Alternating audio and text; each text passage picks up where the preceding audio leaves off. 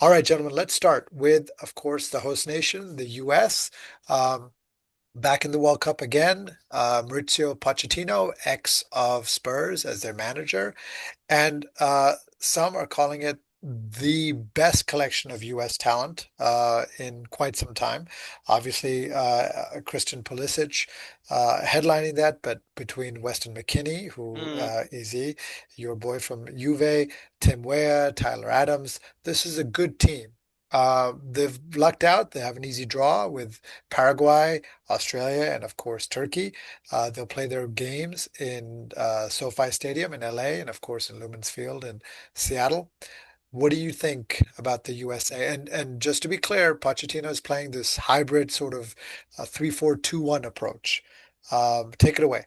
Well, I'll provide my perspective on Weston McKennie. He's been absolutely outstanding for Juve this year, playing in that. He's the Swiss Army knife of a Juve. Whether you need him to play as a fullback, as an attacking mid, as a central midfielder, he's technically very underrated. Like of all the American players I've seen over the last 2.5 decades, he is very technically gifted. He has a relentless engine, and he's already renewed with Juve actually. So we are glad to have him around because one of the players of the season for us. Christian Pulisic has been pretty good for Milan as well. There's a lot of Serie A influence as well, of course. So USA, I don't think that draw is that straightforward, to be honest. Turkey is going to be tricky. Australia is going to be tricky. Paraguay, if they have some semblance of what they used to have in the mid 2000s, they'll always be feisty. That South American chip on the shoulder as well. But I think it could go down to the final match day in this group. But I do think that US, with all the home support, is going to be quite raucous. It's going to be quite heavily one-sided because this is promising to be a very expensive World Cup for the overseas fans. So I think the US should about make it through. But they have good talent, like you mentioned, Timothy Weah, another ex-Juve player as well. Tyler Adams is doing well as well, and of course there is that Leeds winger. I can't quite remember his name right now, but he's a great prospect as well. I like a lot. I've seen quite a bit of him this season. yeah. Like I And think.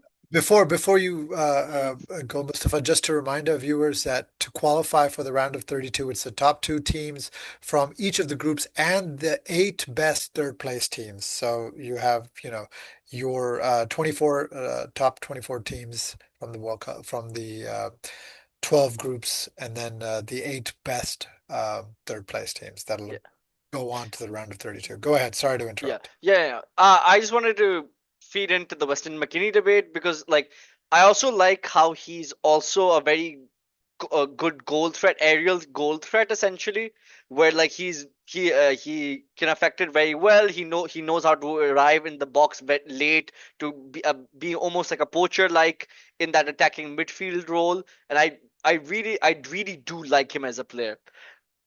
It There, was Brendan Aronson that I was thinking of. I just wanted to get his name yeah, in there as well. He's yeah, very good. He's decent. yeah. So, but with the US, though, obviously Balogun for Monaco has been banging goals. Brendan Anderson, as you Mm, said, for Leeds. But for the US, I feel they will go as Christian Pulisic goes. Mm, In the last mm. World Cup, if you look back, he never really got going. He had his issues with Gio Reyna. The coach, of course, had issues with Gio Reyna. Um, the forward line as a whole has been performing well. It'll be interesting to see how he deploys your front three in that 3-4-2-1 because he'll probably pick Balogun as that spear, the head of the tip of of the spear in the number nine position, and then he'll probably have Pulisic and Aronson either side of him. The one thing I do worry about the US is their defenders are old. Mm. They have a bunch of 30 plus year olds. It's going to be hot. Although SoFi is a closed dome stadium, so is Lumen's Field. Um, it's still going to be energy sapping as far as training and so on and so forth. So you do wonder about how that defensive line is going to hold up. mm, Yeah, Let's very move. true. mm, Very Go true. I think an aging defense, but you can probably say it's probably banking on, a bit more experience as well. So it certainly will be tricky for the US. But I do expect, like you mentioned, with that best third option in this World Cup, I think they should make it to the round or to the knockout stage easily, Yeah. relatively easily. Yeah, but like when it gets to the knockout stages and you have Pochettino, you kind of know what happens. There's a lot riding on Pochettino. The U.S. brought him in, Mm, obviously for a lot of money. He had chances to go to club teams, both last Mm, summer and certainly he's had. There've been high-profile jobs that have opened up this summer. Manchester United, of course, are looking for a manager. He's been linked with them before, but he's chose to stuck it out. But I think if the U.S. doesn't progress to at least potentially the round of 16, there'll be a lot said. About Pochettino because there is talent there. The U.S. does have enough talent. They've always been a physically fit team. They should mm. do well in this World Cup, and home support makes a big difference, as we've seen traditionally in World Cup.